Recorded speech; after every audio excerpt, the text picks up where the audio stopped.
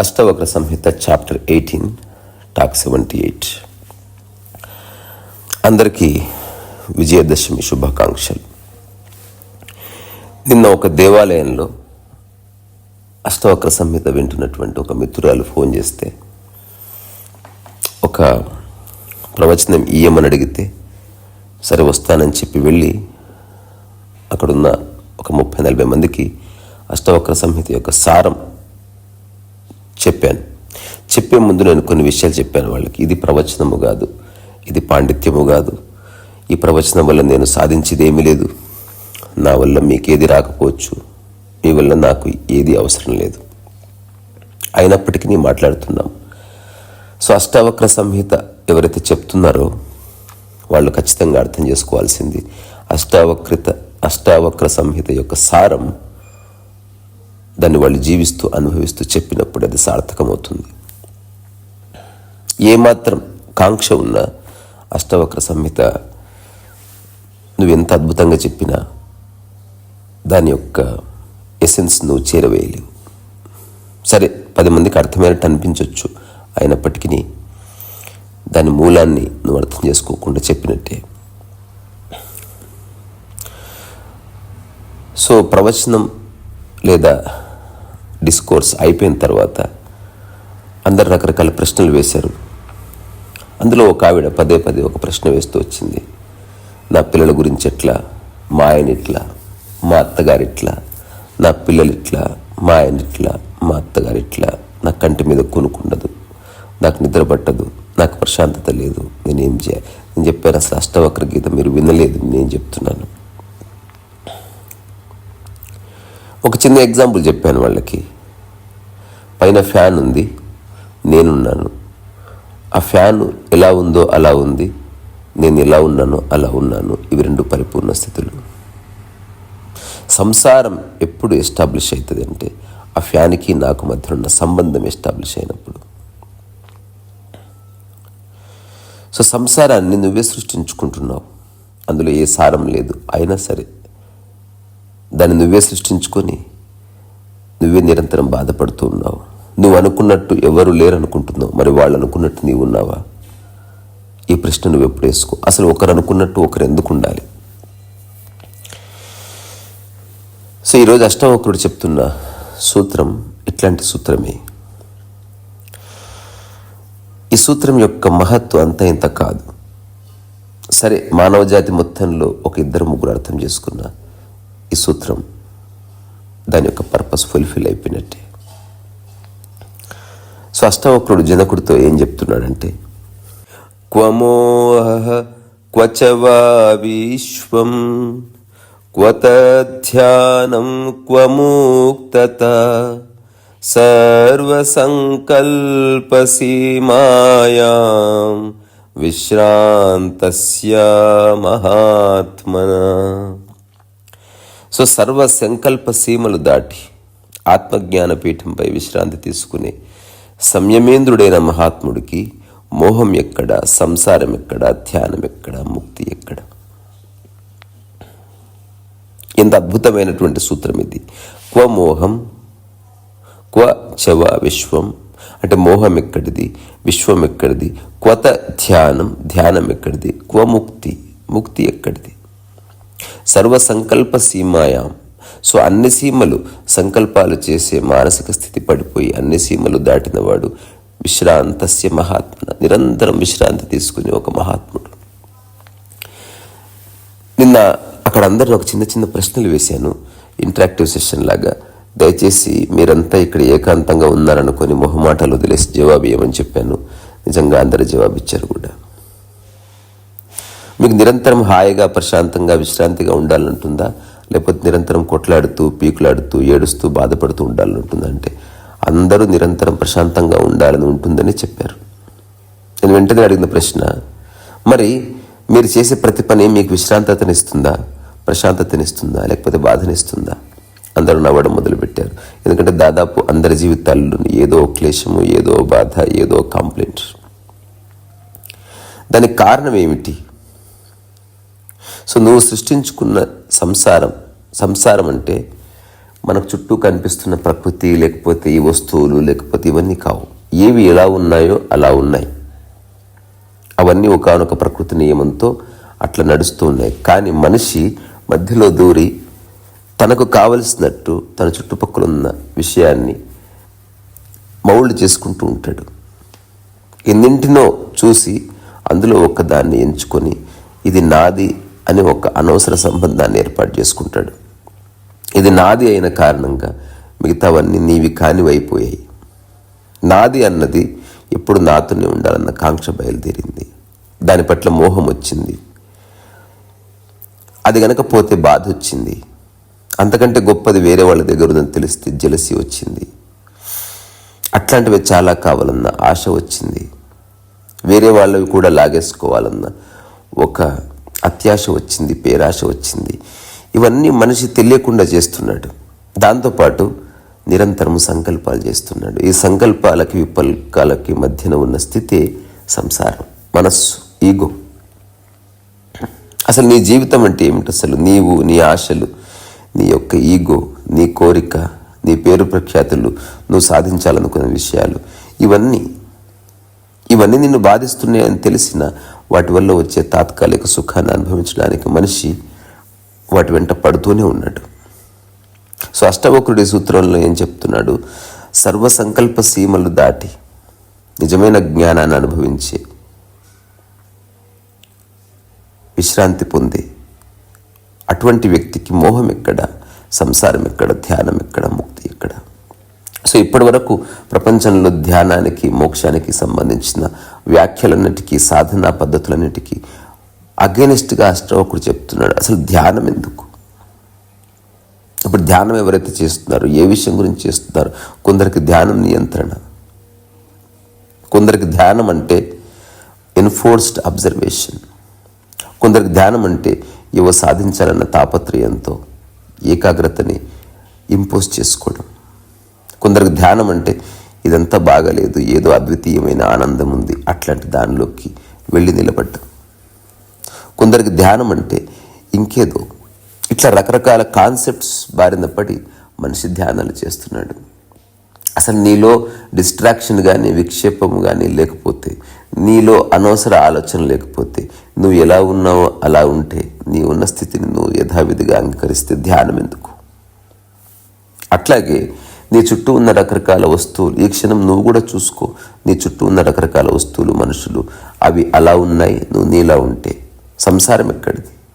కానీ దానికి నీకు మధ్య సంబంధం వచ్చినప్పుడు కదా సంసారం ఎస్టాబ్లిష్ అయ్యేది. ఎప్పుడైతే ఆ సంబంధం ఎస్టాబ్లిష్ అయ్యిందో, ఒక కంటికి కనబడిన తంతి నువ్వు దానికి కడుతున్నావు. మనిషికి కడుతున్నావు, వస్తువుకి కడుతున్నావు, సిద్ధాంతానికి కడుతున్నావు, పుస్తకాలకు కడుతున్నావు, రకరకాల విషయాలకు కడుతున్నావు. ఇప్పుడు ఎవరైనా ఆ వస్తువును కదిలించినా, ఆ మనిషిని కదిలించినా ఈ తంతి కదులుతుంది. అందుకని నీకు బాధ కలుగుతుంది, నీ సంసారం కూలిపోయినట్టు అనిపిస్తుంది. ఈ ప్రపంచంలో ఉన్న కోటాను కోట్ల మందిలో నాది అనుకున్న ఒక వస్తువు పోగానే ఈ ప్రపంచంలో ఉన్న వస్తువులన్నీ నిర్వీర్యమైపోయినట్టు కనిపిస్తాయి. ఈ ప్రపంచంలో ఉన్న కోటాను కోట్ల మందిలో ఒక్క మనిషి, నీవు నా అనుకున్న మనిషి, నువ్వు అనుకున్నట్టు ప్రవర్తించకపోయినా, నీ మనోభావాలు దెబ్బతీసిన, హఠాత్తుగా మాయమైన ఈ ప్రపంచం అంతా శూన్యమైనట్టు కనిపిస్తుంది. ఈ సంసారం మీద ఆసక్తి పోయినట్టు కనిపిస్తుంది. ఎంత లిమిటెడ్ అండర్స్టాండింగ్ ఇది. సో వస్తువును ఉపయోగించుకో. మోహం ఎక్కడి నుంచి వచ్చింది? నాది అన్న భావన లేకపోతే మోహం ఎక్కడి నుంచి వచ్చింది? మీకు ఎప్పుడైనా ఆకాశం మీద మోహం ఉందా? గాలి మీద మోహం ఉందా? ఎక్కడో ఇజ్రాయెల్ పాలస్తీనాలో ఉన్న మనుషుల మీద మోహం ఉందా? తింబక్తులో ఉన్న మనుషుల మీద, వస్తువుల మీద మోహం ఉందా? ఈ ప్రపంచంలో ఉన్న కోటాను కోట్ల బిల్డింగ్స్ మీద మీకు మోహం ఉందా? మోహం లేదు. కానీ ఎక్కడ మోహం వచ్చింది? కొన్నింటిని నావి అనుకోవడం వల్ల మోహం వచ్చింది. ఆ కొన్నింటిని నావి అనుకొని అవి నీతోనే అట్టి పెట్టుకోవాలని మనసులో ఏర్పరచుకున్న రకరకాల ఆలోచనల వల్ల ఒక సంసారం ఏర్పాటైంది. ఈ కొన్నిటివి నావి అనుకున్నవి బాధిస్తున్నాయి కాబట్టి ఈ బాధ పోవాలన్న ఉద్దేశంతో ధ్యానం మొదలైంది. బంధం ఉంది కాబట్టి ముక్తి, మోక్షం అన్న ఆలోచనలు మొదలై, బంధమే లేకపోతే మోక్షం ఎక్కడిది? సో అష్టవక్రుడు పదే పదే పదే పదే ఈ విషయాన్ని చెప్తాడు. సంకల్పాలు ఎందుకు చేస్తున్నావు? భవిష్యత్తుకు సంబంధించిన అలజడి నీలో ఎందుకు కలుగుతుంది? నీలో నేను అన్న భావన లేకపోతే సంకల్పం ఎక్కడి నుంచి వచ్చింది? పోనీ సంకల్పాలు చేస్తున్నావు, దానివల్ల నువ్వు అల్టిమేట్గా సాధించింది ఏమిటి? సంకల్పం నిన్ను ఆనందంగా మారుస్తుందా? సంకల్పం నిన్ను బాధలోకి నెట్టివేస్తుందా? ఒకసారి చూడు. నిన్న వాళ్ళందరితో ఒక మాట చెప్పినప్పుడు తెగ నవ్వారు. ఎందుకంటే నమ్మబుద్ధి కాలే. ఇప్పుడు మీరు ఇది ప్రవచనం అంతా విని ఇంటికి వెళ్తారు. అది నీ ఇల్లు కాదని తెలుసుకో. నీ ఇంట్లో నీ వాళ్ళు ఉంటారు, నీ పిల్లలు, నీ ఆయన, వాళ్ళు నీ వాళ్ళు కాదని తెలుసుకో. నీకెవరూ లేరని గుర్తించు అని చెప్పగా నవ్వడం మొదలుపెట్టారు.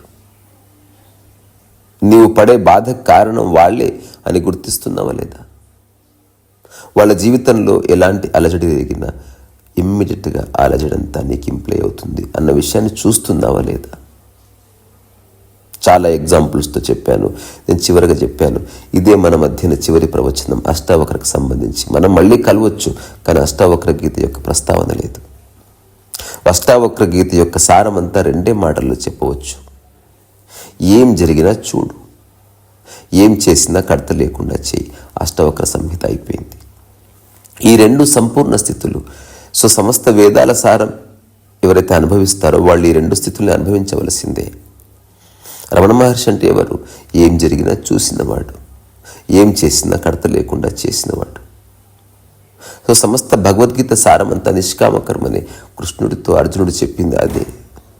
నువ్వు అనవసరంగా మధ్యలో దూరుతున్నావు, పక్కకు జరుగు. నువ్వు యుద్ధం చేయి. ఆ యుద్ధంలో అటుపక్కున్న వాళ్ళని ఇటుపక్కున్న వాళ్ళని నిన్ను అన్నిటినీ సృష్టించిందే నేను. సో దాని ఫలితంతో నీకేం సంబంధం? నువ్వు జస్ట్ కర్మ చేయి, ఫలితాన్ని వదిలేయి, కర్తాభావన తీసేయి, నిష్కామ కర్మలోకి రా. నువ్వు పొందే అన్ని ఫలితాలని నాకే సమర్పించు. సో సాంప్రదాయానికి అష్టావక్రుడు చెప్తున్న దానికి ఒకే ఒక్క తేడా. సాంప్రదాయంలో ఏం జరిగినా ఇది భగవంతుడి యొక్క ప్రసాదం అని అనుకోవడం ఉంది. అష్టావక్రుడు చెప్తున్న విషయంలో అసలు వేరే వ్యక్తి ప్రస్తావన లేదు. ఫలితమే లేనప్పుడు ఆ ఫలితం నీ ఉంది అనుకొని వేరే వ్యక్తికి సమర్పించడం ఎందుకు? నీ దగ్గరికి ఏది రావడం లేదు, ఏది పోవడం లేదని తెలిసినప్పుడు ఇదంతా భగవంతుని కృప అనుకోవడం ఎందుకు? నీ చుట్టూ ఉన్న ఏవి నీవి కాదని తెలిసిపోయినప్పుడు, అవసరం కోసం మాత్రమే ఉపయోగించుకుంటున్నావు అని తెలిసినప్పుడు మోహం ఎక్కడిది? అది పోయినప్పుడు బాధ ఎక్కడిది? అది నీ దగ్గరే ఉండాలి అన్న ఒక ఆలోచన ఎక్కడిది?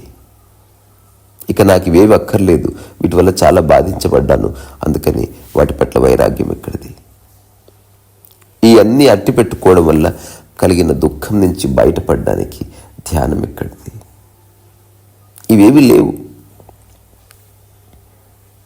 సో సంసారం అనే పదాన్ని సరిగ్గా అర్థం చేసుకోకపోతే చాలా చిక్కొస్తుంది. ఇప్పుడు అష్టావక్ర గీత విన్న తర్వాత చాలామంది నాకు ఫోన్ చేసి, మీరు చెప్పింది బాగుంది, ఇలా అన్నిటినీ చూసే స్థితిలోకి సమస్త మానవజాతి వచ్చిందనుకో, డెవలప్మెంట్ ఏమైపోతుంది? సో నేను చెప్తాను, దాని సంగతి నీకెందుకు? డెవలప్మెంట్ అనే పదాన్ని నువ్వు ఎట్లా నిర్వచిస్తావు? ఈ ప్రపంచంలో చుట్టుపక్కల కనిపిస్తున్న రకరకాల అప్డేట్స్ని చూసి డెవలప్మెంట్ అనుకున్నావా? నిజంగా నువ్వు డబ్బు సంపాదించుకుని ఒక ఇల్లు కట్టుకున్నంత మాత్రం నువ్వు డెవలప్ అవుతున్నావా? బాహ్యంగా డెవలప్ అవుతున్నావా? అంతరంగంగా నీలో ఏ విధమైన డెవలప్మెంట్ ఉంది? అంతరంగంగా నువ్వు పతనం అయిపోతున్నావు. చిన్నప్పటి నువ్వు అనుభవించిన స్థితిని, బాల్యంలో నువ్వు అనుభవించిన ఆనందాన్ని కోల్పోయావు. నువ్వు ఎక్కడ డెవలప్ అయ్యావు? డబ్బు పరంగా నువ్వు డెవలప్ అవ్వచ్చు, ఒక హోదా పరంగా డెవలప్ అవ్వచ్చు, శారీరకంగా డెవలప్ అవ్వచ్చు, కానీ మూలం పరంగా నువ్వు డెవలప్ ఎక్కడవుతున్నావు? ఉన్నది కోల్పోతున్నావు. కానీ సో డెవలప్మెంట్ అన్నది సాపేక్షం. ఈ ప్రపంచంలో ఏదైతే అభివృద్ధి అంటున్నామో అది వస్తువులకు సంబంధించింది, ఆనందానికి సంబంధించిన విషయం కాదు. ఆనందం అనేది డెవలప్ అవ్వదు, దాన్ని జస్ట్ గుర్తించాలంతే. ఎక్కువ ఆనందం, తక్కువ ఆనందం అనేది ఉండదు. ఆనందం ఆనందమే, ఆకలి ఆకలే, నిద్ర నిద్రే. మూల స్థితుల్లో డెవలప్మెంట్ ఏమీ ఉండదు. డైనమికల్లీ స్టాటిక్ స్థితులు అవి. సో నిన్ను బాధించేది ఒకవేళ లేకపోతే నీకు మోక్షం ఎక్కడిది? నీ డెవలప్మెంట్ నిన్ను బాధించినప్పుడు నీకు ఆనందం ఎక్కడిది? ఒకసారి ఆలోచించాలి ఎవరికి వాళ్ళు. ఆ తర్వాత అష్టావక్రుడు చెప్తున్నాడు జనకుడితో, ఏన విశ్వమిదం దృష్టం నాస్తితి కరోతు వై నిశ్వాసనః కిం కురుతే పశ్యన్నపి న పశ్యతి. ఇంతకుముందు సూత్రంలో ఏం చెప్తున్నాడు అదే సూత్రం. ఇంతకుముందు సూత్రంలో ధ్యానమే అవసరం లేదంటున్నాడు. ఇప్పుడు నాకు చాలామంది కామెంట్స్ పెడుతున్నారు, మీరు ధ్యానమే అవసరం లేదని చెప్తున్నారు, మీరు కూడా సాధన చేయాలి, మీరు ప్రయత్నం చేస్తేనే ముక్తి వస్తుంది, ఏమనుకుంటున్నారు మీరు? నేను దానికి సింపుల్గా జవాబిస్తాను. ప్రయత్నం చేస్తేనే ముక్తి వస్తుందని మీరు అనుకుంటున్నారు కాబట్టి మీరు తప్పకుండా ప్రయత్నం చేయండి. కానీ మీరు ఒక జవాబు చెప్తారా?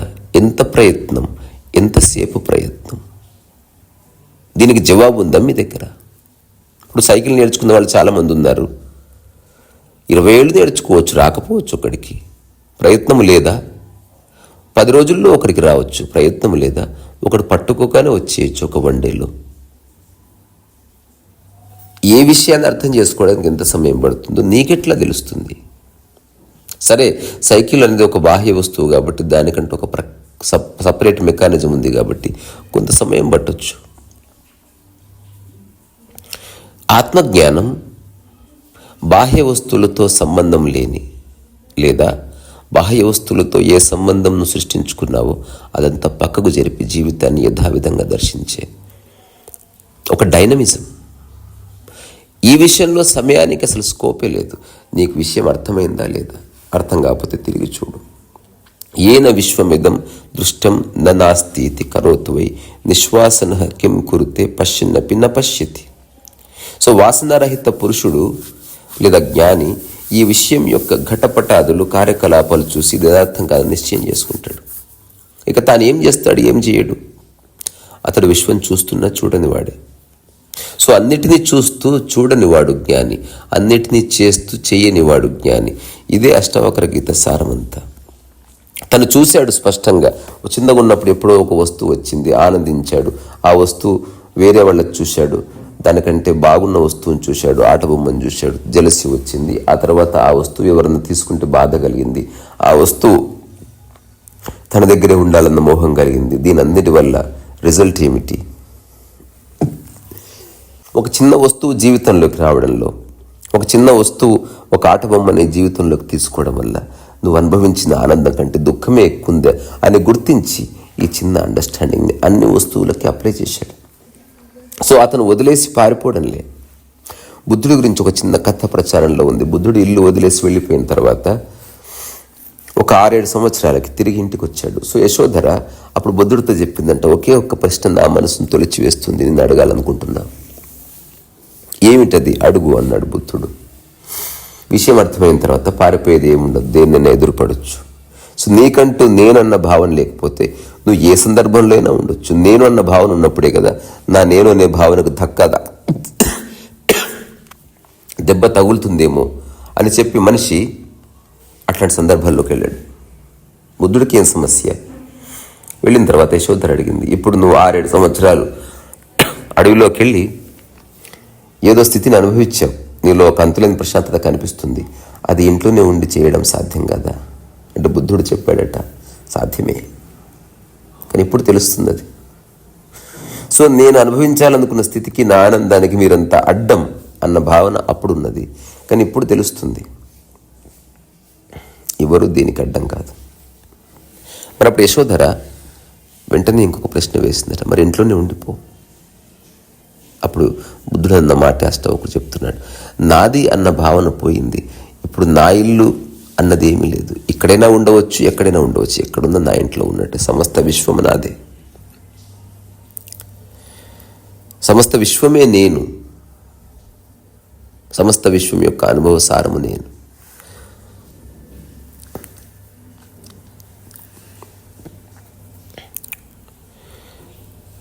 సో అష్టవక్రుడు చెప్తున్న ఈ సూత్రం ఎవరికి వాళ్ళు ఆలోచించుకోవలసిందే. సో అన్నిటినీ చూస్తున్నాడు కానీ దేన్ని చూడడం లేదు. దీన్నే కృష్ణమూర్తి అన్నిటినీ నేను చూస్తున్నాను కానీ నా మనసులోకి ఏ సమాచారం తీసుకోవట్లే. ఇది ఎవ్రీడే నేను మైథిలితో వెళ్ళినప్పుడు కానీ ఎవరితో వెళ్ళినప్పుడు ఈ చిన్న చర్చ వస్తుంది. నేను చాలాసార్లు చెప్తాను, నేను దేన్ని చూడను, చూసిన సమాచారాన్ని తీసుకుని కారణంగా దాని గురించి ఎప్పుడు చర్చించను. నా దృష్టి నా మీద ఉంది. నేను ఏ పని కోసం బయటికి వెళ్ళానో ఆ పని పూర్తి చేసుకొని వస్తాను. అన్నిటినీ చూడను. నా క్యూరియాసిటీ లేదు. అంత ఆశ్చర్యపోతారు. కానీ వాస్తవం అంతే. ఎందుకంటే వాసన లేదంతే, అంతకుమించి ఏమీ లేదు. అంటే ఇంకా సమాచారాన్ని ప్రోధి చేసుకొని నన్ను నేను ఉద్దీపన చేసుకోవాల్సిన అవసరం లేదు. నేనున్నాను, నా శరీరం ఉంది, దానికి ధర్మం ఉంది, నా మనసు ఉంది, కొన్ని ఆలోచనలు ఉన్నాయి, అవి వేరే వాటితో బందీ కాకుండా ఉన్నాయి. నేను చేయవలసిన కొన్ని పనులు ఉన్నాయి. ఆ పనులు విజయమైనా సాధించినా సాధించకపోయినా అయినా కాకపోయినా ఏ బాధ లేదు. అంతకుమించి జీవితానికి ఏ పరమార్థం లేదు. సో ఏది సాధ్యమో అది చేద్దాం, సాధ్యం కాని దాన్ని వదిలేద్దాం. సాధ్యమైన తర్వాత కూడా దాని ద్వారా ఏమీ ఆశించేది లేదు. ఆశించినా ఆశించకపోయినా వచ్చేది వస్తుంది, పోయేది పోతుంది. నువ్వు ఆశిస్తే వర్షం వస్తుందా? వర్షం వస్తుంది. నువ్వు ఆశిస్తే గాలి వస్తుందా? నువ్వు నిజంగా గాలిని ఆశించావు, వర్షాన్ని ఆశించావు అనుకో, భంగపాటు తప్పదు. అలాగే నువ్వు అనుకున్న రోజు వర్షం వస్తే ఒక అబద్ధపు ఆనందాన్ని అనుభవిస్తావు. ఈ రెండు కల్పనలే. అందుకని అష్టవక్రుడు పదే పదే చెప్తాడు, ఏదన్నా ఒక విషయాన్ని చూడు, అక్కడి నుంచి నిర్ణయానికి రా. ఒకటి రావడం వల్ల ఒకటి పోవడం వల్ల నీ మానసిక స్థితి మారుతుంది అనుకో. ఈ రావడానికి పోవడానికి మధ్యన జరిగే ఈ చిన్న లీలను గమనించు. చాలా వస్తాయి పోతాయి, కానీ అందులో నా తగిలించిన మరుక్షణం బాధ తప్పదు అని పదే పదే చెప్తాడు. నా అన్నది పడిపోతే కర్త పడిపోతాడు, అన్నీ పడిపోతాయి. అహంకారం పడిపోతుంది, వ్యామోహం పడిపోతుంది, మోహం పడిపోతుంది, బాధ పడిపోతుంది. ఇంకా ఒక ముఖ్యమైన విషయం, దుఃఖం పడిపోగానే ఈ అబద్ధపు సుఖం పడిపోతుంది. ఏదో పొందడం ద్వారా వచ్చే సుఖం అబద్ధం. ఏది ఉన్నా లేకపోయినా నువ్వు అనుభవించే ప్రశాంత స్థితే సుఖం. ఈ చిన్న విషయాన్ని మీ హృదయంలో పెట్టుకోండి. మీ చుట్టూ ఉన్న వస్తువులు, మీ చుట్టూ ఉన్న మనుషులు, మీ చుట్టూ ఉన్న సిద్ధాంతాలు ఇవి ఉన్నాయి, మీరు ఉన్నారు, ఉండనివ్వండి. వాటి మధ్యన ఒక అబద్ధపు సంబంధాన్ని ఏర్పాటు చేసుకోకండి. ఈ ఒక్కటి చేయగలిగితే అంతా అర్థమైనట్లే. సో ఇక్కడి నుంచే మీ అందరి ఓపికకు శిరస్సు ఉంచి నమస్కారం చేస్తున్నా. రీ సరస్వ వయసు.